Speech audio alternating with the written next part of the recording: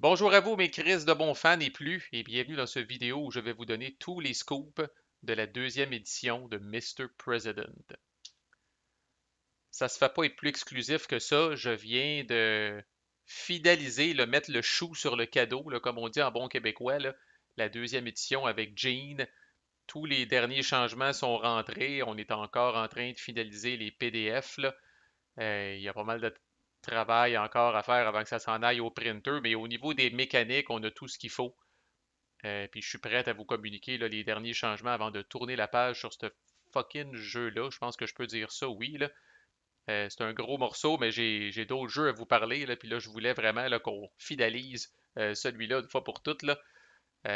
Surtout que je pense pas refaire un playthrough parce que je me suis rendu compte que d'avoir travaillé aussi longtemps que ça là-dessus, là, pour moi, là, c'est un peu comme quelqu'un qui travaille au McDo, là, puis qu'on dit Chris, tu travailles au McDo, tu dois manger des Big Mac à tous les repas, c'est tellement bon, tu sais, mais quand on a les deux mains dedans puis qu'on les fait, les Big Mac, là, à un moment donné, le cœur nous lève un petit peu, là. Puis il y a même du monde qui finissent de travailler au McDo puis qui disent plus jamais je vais manger de la bouffe de là, si ça m'a trop écœuré. Ben, je vis ça un petit peu avec certains jeux dans lesquels je m'implique pas mal. Fait que du monde qui reçoit une nouveauté puis qui disent Marco, on met ça sur la table, on met ça sur la table, puis je l'ai assez vu, on dirait, il vient de sortir, tu sais, puis je l'ai assez vu parce que justement, j'ai travaillé en coulisses dessus. Anyway, fait que j'ai mon petit document ici avec les changements, allons-y sans plus tarder. D'abord, ça c'est pas banal, là. Vous allez avoir 5 AP de moins les années 2, 3 et 4 des scénarios. Fait que à Easy, normalement, vous aviez 20 AP les 4 ans. Là, vous avez 20 AP la première année, 15 les années 2, 3 et 4. Puis à Normal ou à Harder, vous aviez 15 AP normalement à chaque année. Là, vous avez 15 AP l'année 1 puis 10 AP les années 2, 3 et 4. Thématiquement, ça se justifie. Comme Gene expliquait, quand on vient d'être élu, c'est tout nouveau, tout beau. Le monde est à nos pieds, esti, puis il nous mange dans la main. Les années 2, 3 et 4, c'est une autre histoire. Vos leviers politiques commencent à s'estomper un petit peu. Comme je disais, c'est pas banal comme changement parce que les AP, c'est précieux en sacrament comme ressource pour des rerolls puis tout le kit, c'est utilisé sur certains événements. Fait que là, vraiment, vous allez devoir être séraphin de plus en plus avec cette ressource-là là, parce que vous n'avez pas mal moins. De manière générale, vous allez voir que tout ce que je vais vous parler, le but, c'est de rendre le jeu plus difficile. Il y avait un genre de consensus que le jeu était peut-être un peu trop facile, même à normal. En fait, le jeu souffre d'un mal qui est assez difficile à guérir, là, juste avec une deuxième édition, avec quelques changements dedans, là. Mais le jeu souffre de ce qu'on appelle là, soit une spirale positive ou une spirale négative. C'est-à-dire que quand ça va bien, de manière générale, ça va aller de mieux en mieux, puis quand ça va mal, ça va aller de pire en pire. Ça, c'est pas super pour un jeu, mais en tout cas. Puis il y avait plus de monde qui tombait dans la spirale positive que dans la spirale négative. Fait que là, la vis a été serrée à quelques places. Pour ceux qui aiment les scénarios historiques, il y a un septième scénario historique qui a été ajouté, la présidence de Biden, rien de moins, 2022 à 2024, avec en premier plan là, la guerre entre la Russie et l'Ukraine, avec une nouvelle mécanique qu'on appelle de guerre majeure, une guerre qui bouge pas mal plus lentement, parce que Dieu sait qu'elle bouge lentement en crise, cette guerre-là, là, du moins au niveau de la Russie qui passait être sortie de là en un mois. Là puis qu'au moment où j'enregistre cette vidéo-là, ça traînasse encore, là. Fait que des nouvelles mécaniques, des nouvelles patentes, une petite table avec des DRM là, classiques, vraiment Mr. President, là, ce que vous allez rouler là-dessus, puis ça va vous donner des événements un peu aléatoires qui vont venir influencer cette guerre-là. Puis c'est un gros morceau de ce scénario historique-là. Qu'est-ce qui va arriver? Est-ce que la Russie va gagner cette guerre-là? Est-ce que l'Ukraine va la gagner? Ou est-ce que ça va toujours être ongoing à la fin de votre présidence? Fait que je suis pas sûr à quel point ils sont joués. Il n'y a pas une tonne de questions là-dessus sur Board Game Geek, les scénarios historiques, puis il y en avait déjà 6. Là. Fait qu'en tout cas, en voulant un septième, Gene tenait absolument euh, à en faire un autre. Là. Il y a quelques actions qui ont été nerfées, comme on dit, là. Fait que l'action là, d'utiliser des professionnels militaires là, pour bâtir des écoles, des cliniques, puis créer de l'infrastructure dans une région dévastée par la guerre. Moi, personnellement, j'utilisais ça en crise. Puis à un moment donné, tu te poses la question, ça comme d'autres affaires, comme les sommets avec la Russie puis la Chine, là, ben là, combien de fois tu peux faire ça dans un trimestre, style, là? Combien de fois ça peut faire la manchette que tu as bâti une école ici, puis une clinique là, puis un autre beau building à cet endroit-là. Tu sais. Fait que c'est limité maintenant à une fois par phase d'activation parce que les bénéfices que ça donne, surtout avec un bon secrétaire à la défense, c'est quand même assez fort. Là. Tant qu'avoir un player aid, là, maintenant, il y a des petits icônes pour vous dire quel rôle exactement vous avez le droit de reroller et quel rôle vous avez moins un si vous décidez de jouer là, à easy. si c'est votre première game ou une de vos premières games, puis vous décidez de prendre là, le petit cadeau que Gene vous a fait là, d'avoir -1 sur certains rôles quand vous jouez à Easy. Là. Puis c'est surtout maintenant que ces deux types de modificateurs-là, ça va main dans la main. Si vous pouvez reroller avec un OP, vous avez le droit au -1 quand vous jouez à Easy. Puis si vous avez le droit au -1 quand vous jouez à Easy, vous avez le droit de reroller. Avant, il y avait certains rôles qui avaient un, d'autres qui en avaient l'autre. Puis là, on se disait, c'est-tu une erreur, c'est-tu un oubli, c'est-tu ci, c'est-tu ça. Là, maintenant, ces deux symboles-là, le Chris, sont collés ensemble, puis euh, un va avec l'autre. Sur la charte diplomatique, c'est un peu la même affaire. L'action numéro 9 là, d'agir comme médiateur dans le cas d'une guerre, là, ça aussi, ça a été nerfé. D'abord au niveau de l'utilisation, là, seulement une fois par activation phase, mais aussi au niveau des résultats. C'était très très facile, c'est un petit peu méconnu ça. Les joueurs qui n'étaient pas expérimentés, ils checkaient les tracks de conflit. Puis oh my god, esti, j'en ai une qui est en train d'augmenter. Puis là, oh shit, l'Israël est en guerre avec l'Iran, qu'est-ce que je vais faire? My god, esti, appeler les pompiers. Puis finalement, tu te rendais compte, Chris, quand tu fouillais un peu, tu arrivais à cette action-là, puis c'est facile en esti de mettre un terme à une guerre, puis pire que ça donnait, ça donne encore, mais ça en donnait plus. On a nerfé ça un peu. Ça donnait des points de legacy parce qu'évidemment, vous arriviez comme médiateur, comme président américain dans le conflit, puis donnez-vous donc un Tibet, esti, puis faites la paix. Puis là, après ça, le monde applaudissait, puis vous aviez des points de legacy. Fait que même, c'était tordu un peu, parce qu'il y en avait ces forums de BGG qui commençaient à dire, ben, c'est cool quand il y a des guerres qui partent, parce que tu peux les mettre un terme facilement avec cette action-là. Fait qu'il y a des DRM qui ont été rajoutés pour rendre ça pas mal plus tough. Puis comme je disais, là, une fois par trimestre seulement, ça peut être utilisé. Fait que, on l'a pas complètement éliminé l'option, mais mettons qu'on a rendu ça un petit peu moins facile à faire. Alright, d'accord. Maintenant, oh Chris, les alliés et les rogues. Fait que l'Iran est rendu avec une table d'action quand ils sont en paix, puis une table d'action spéciale quand ils sont en guerre. Parce que là, ils commencent à s'exciter le poil un petit peu plus, là, puis là, ils commencent à mettre des restrictions au niveau de l'utilisation du pétrole, puis ça impacte les économies mondiales, puis tout le kit, là. Fait que l'Iran est rendu avec une nouvelle petite table quand ils sont en guerre. Encore là, vous allez vouloir mettre un terme à ça au plus calice, parce que c'est pas nécessairement le fun. Vos alliés, plus grande emphase aussi qui est mise sur les relations avec les alliés, là, je vais le dire de même. Là. Fait que maintenant, avec vos alliés, vous allez commencer, la toute première chose que vous allez faire quand vous activez un allié, c'est que vous allez flipper les counters de tension sur l'allié. Puis si l'allié est trop tendu, ça dégrade votre relationship. Si le total des tensions est de 5 à 8, ça dégrade le relationship d'un niveau. Puis si jamais il est de 9 ou plus, ça le dégrade de 2 niveaux avant que vous fassiez vos joint action avec. Fait que c'est comme si l'allié, là, tu sais, vous flippez ses compteurs, là, puis là, il dit, ah, là, Chris, là, j'ai beaucoup de tension dans les épaules, là, puis ça me tente pas trop de m'amuser avec toi, là. Fait que là, ça peut diminuer votre nombre d'actions que vous allez faire avec de 2 à 1 ou même de 1 à 0, là. Puis vous allez voir pourquoi c'est important aussi, là, parce que les relations avec les alliés, c'est vraiment quelque chose maintenant à la fin de l'année qui est checké pour voir, là, mesurer un peu la santé de votre présidence. L'autre chose, c'est que l'action qui était très populaire, la joint action qui était très populaire avec l'allié, qui était stabiliser la région, augmenter la stabilité d'une région, ne peut pas être faite comme la première joint action avec un allié. Ça veut dire que vous aurez deviné que si l'allié a seulement une action, une joint action avec vous, ça ne peut pas être de stabiliser sa région. Pour avoir ça, il va falloir nécessairement que l'allié soit very close avec vous. Ça veut dire pas trop de tension puis tout le kit. Fait qu'encore là, Gene a eu une petite obsession de dire, en tout cas, je sais pas si l'écho qu'il avait entendu, lui, de son cercle à lui de testeurs ou de joueurs, là, mais comme quoi augmenter la stabilité des régions, c'était rendu trop facile maintenant. Fait qu'encore là, la vis a été serrée pour ça à quelques endroits. Là. Euh, Fait que c'est où ça, cette patente-là? Fait que ça, c'est bon. Parler de la nouvelle table de l'Iran, parler des alliés, ta. Voilà, ouais, ça c'est bon.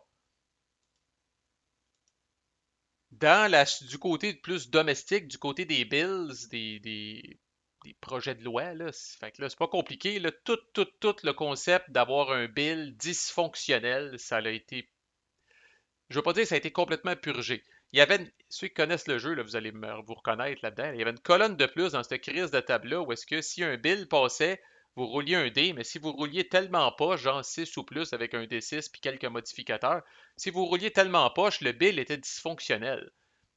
Mais c'était très con de la façon que c'était. Faut faire attention, là, mais je veux dire, la façon que c'était implanté avant, c'était vraiment un peu ridicule parce que là, un build dysfonctionnel, j'ose croire qu'en temps normal, vous vous en rendez pas compte, puis là, à un moment donné, c'est dans l'implantation que vous allez dire, oh my god, qu'est-ce qu'on a fait 6 mois plus tard, 2 ans plus tard, vous allez dire, oh, quel fiasco, quel gâchis.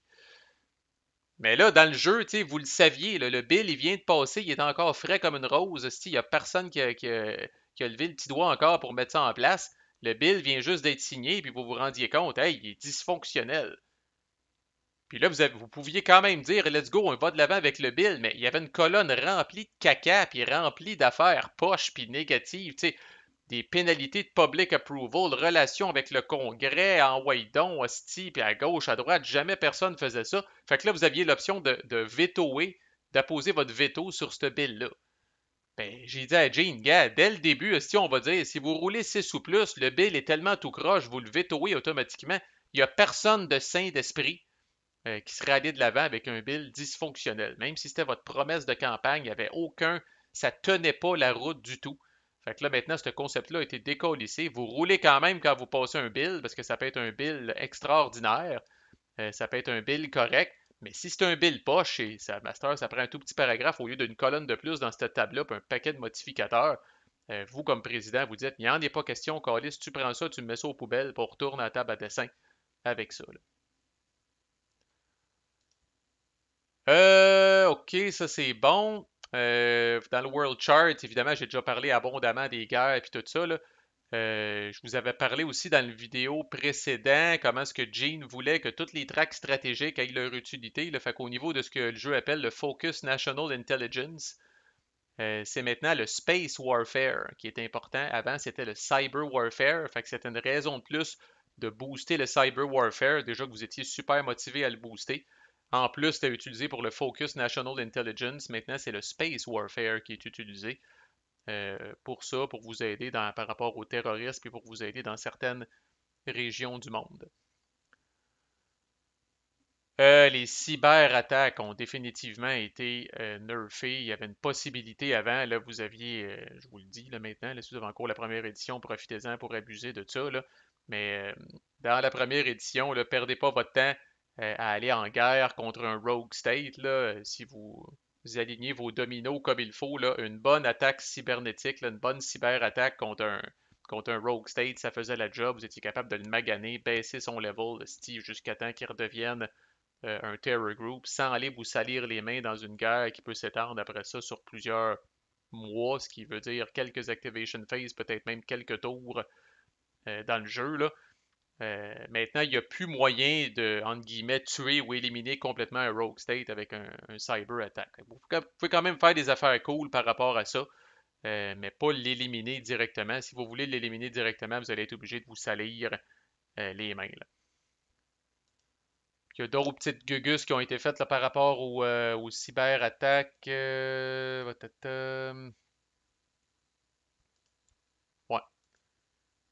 Voilà, OK.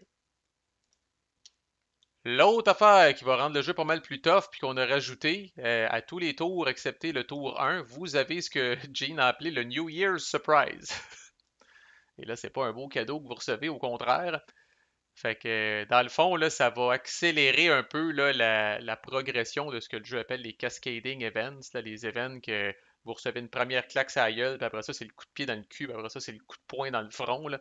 Mais tu sais, vous allez au début de chaque année maintenant, à partir de l'année 2, si vous avez des cascading events dans le paquet 2 ou dans le paquet 3, là, vous allez piger une carte de chaque. Fait que, comme je dis, là, ces cascading events-là, des fois que vous aviez au setup, puis qu'après ça, ça prenait du temps avant que vous les revoyiez. Si vous réussissiez à toujours dodger la fameuse cheat dans la COP là, qui faisait en sorte que ça retriguait cette affaire-là, maintenant, systématiquement, quand vous allez arriver euh, au début des années 2, 3 et 4, là, vous allez revoir des cascading events qui vont revenir vous hanter. À part de ça, au niveau de l'évaluation là, présidentielle, où est-elle? À la fin complètement, ça. Au niveau de l'évaluation présidentielle, Encore là, les alliés avec lesquels vous avez un relationship qui est pire que very close, ça va vous faire mal. Puis si la Russie ou la Chine ont des relations avec vous autres de deux ou moins, ce qui est le cas assez rapidement dans le jeu, là, pour ceux qui ont joué, là, ça se détériore très très vite les relations entre vous, la Russie et la Chine. Là. Fait que ça, c'est quasiment un -2 à tout coup que vous allez avoir. Puis c'est quand même tough de garder tous les alliés very close, là. Surtout avec les nouvelles affaires que je parlais, là, les marqueurs de tension qui vont faire en sorte que les alliés vont commencer à avoir les fesses un petit peu plus serrées. Là. Fait que attendez-vous de perdre peut-être 3-4 sur votre score ici, là, quand vous arrivez à la fin de chaque année, là, puis que vous recevez vos legacy points que vous cumulez pour votre score final. L'auto-win a été aboli quand vous jouez à normal ou à harder. L'auto-win a été complètement aboli là, parce que, bon, s'il y avait ben des gens là, que, tu sais, à la deuxième année, là, paf, elle était déjà pas possible à la fin du tour 1, là, mais il y a des gens qui arrivaient à la fin du tour 2 puis ils disaient ah, Chris, j'ai réussi à avoir un auto-win déjà. Maintenant, à normal ou à harder, ça a été. Parce que souvent, ce jeu-là, vous êtes à un événement que la chaîne débarque. Là. Fait que, tu sais, ça peut aller très, très bien. Puis il y a même des gens qui disaient hey, Chris, j'ai eu un auto-win, mais si boire, c'était lettre en tabarnak. La Chine venait d'avoir sa première base dans telle région, puis tout ça. Puis je commençais à voir la chienne, puis tout ça. Fait que ça faisait pas de sens. Fait que on l'a laissé à easy, mais on l'a éradiqué à normal ou à harder. Là. Puis si vous êtes masochiste, là, je vous le dis, là, si vous jouez à harder, là, calvaire, encore là, Gene est allé dans la catégorie, là, à mesure qu'on avance dans notre mandat, là, la lune de miel, définitivement, là, s'estompe. Là. Mais on l'a ici, là, des pénalités au niveau des relations avec le Congrès, du public approval, des membres de votre staff qui remettent leur démission puis qui calissent le camp. Là. Fait que ça, c'est l'aspect domestique poche par rapport à ça. Puis si vous jouez à harder, ben là, c'est de l'influence de la Russie puis de la Chine là, pour représenter un petit peu leur ascension par rapport à ça. Fait que définitivement, maintenant, quand vous jouez à harder, là, il y avait une couple d'autres changements dans les guerres que j'ai parlé. Là. C'est quand même assez rough. Là. Ben là, vous allez vous gratter la tête encore un petit peu plus. Là. Fait que comme je disais, c'est pas j'ai-tu fini? Ah, puis maintenant, si vous jouez deux termes, effectivement, si vous décidez de jouer 8 ans parce que vous n'avez pas passé après un premier, vous pouvez quand même comparer vos points de legacy avec les présidents historiques en faisant tout simplement la somme de vos points de legacy de vos deux termes, diviser ça par deux, round up, puis vous comparez. Là. Fait que c'est pas mal ça. C'est pas mal ça. Ah, une autre affaire, Chris, faut que je parle. Ah oui, deux autres affaires, faut que je parle, ça quand même important. C'est plus possible maintenant, ça l'était juste en Asie-Pacifique. Là, on voit ici là, qu'il y a une armée, il y a un US Army Heavy qui commence, qui est pas là, dans le US Forces Box, qui est ici avec les autres normalement, là, mais qui est comme dans la boîte d'alliés de la Corée du Sud. Puis là, le jeu faisait mention de tout ça, mais c'était le seul endroit sur la planète où ça faisait du sens d'avoir une unité là. Puis c'était complexe pour rien. Fait que ça, on a décollissé ça maintenant. Quand vous avez des unités dans une région, sont systématiquement ici. Il n'y a plus moyen de placer des unités là, sur des box d'alliés comme telles. Puis l'autre affaire aussi, c'est que, ouais, une affaire qui a été grandement simplifiée quand vous devez choisir un terror group dans une région. Maintenant que mettons que ça dit, bon, ben, choisissez le plus haut terror group dans l'Asie-Pacifique. Il y a toujours eu dans le jeu des terror groups qui sont dans la région comme telle, puis des terror groups que vous avez commencé à traquer, puis qui sont sur ce truc-là, le gathering, locating, puis targeting. Puis là, il y avait toute une science qui était de dire un terror group, par exemple, avant, là, le plus haut terror group dans la région, là, si lui était là ici, c'était ce terror group-là de niveau 1. Fallait le savoir en tabarnak, c'était enterré dans le governing manual, puis c'était compliqué en asti, puis t'avais peut-être là, les plus hardcore fans du jeu encore là qui reprenaient le monde, puis qui disaient non, non, non, check le governing manual à telle page, ça va dire dans un mini paragraphe, asti, qui était même pas en gras ou rien, là. Là, on a simplifié ça. Tous ces terror groups-là sont physiquement en Asie-Pacifique. Puis si ça vous dit de choisir le plus haut, ben Chris, vous prenez le plus haut, qu'il soit dans la région ou qu'il soit quelque part sur la traque. Fait que quelque part, ça faisait pas tant de sens que ça qu'un terror group qui est ici là, soit moins susceptible de grossir ou soit moins susceptible. Oui, les États-Unis l'ont à l'œil, mais tant que vous ne prenez pas des actions au compte pour vraiment le réduire puis faire de quoi, ben, le fait de l'avoir à l'œil, ça fait pas en sorte qu'il arrête de grossir. Fait que ça a vraiment été simplifié au niveau du tiebreaker maintenant, quand vient le temps de choisir le groupe avec le niveau le plus haut ou le plus bas. Là, c'est vous autres qui choisissez, on redonne tout le pouvoir aux joueurs, puis c'est facile à expliquer, puis c'est facile à maîtriser. Là. Fait que comme je disais, My God, c'est ça qui est ça là, pour Mr. President deuxième édition. Là. Le reste, vous allez le découvrir dans la boîte si vous êtes fan. Là. Puis au niveau du journal du développeur, moi je vais passer à d'autres projets que j'ai sur le marmiton de GMT ou autres dont je vais vous parler prochainement. À plus!